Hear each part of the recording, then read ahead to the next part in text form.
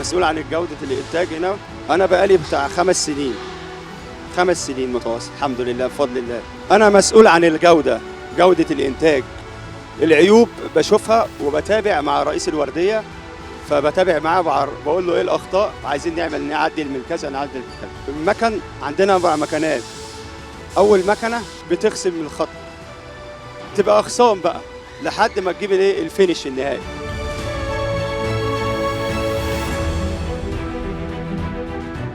أول خط بيبقى 7 مراحل، 7 ضربات رايح جاي رايح جاي، وبعد كده بتخش على على التاني، على المكنة التانية نفس الكلام، تبقى ضربة، والتالتة بتبقى ضربة واحدة، والرابعة لحد ما تجيب الفينش وخلاص كده. هم 4 مكنات.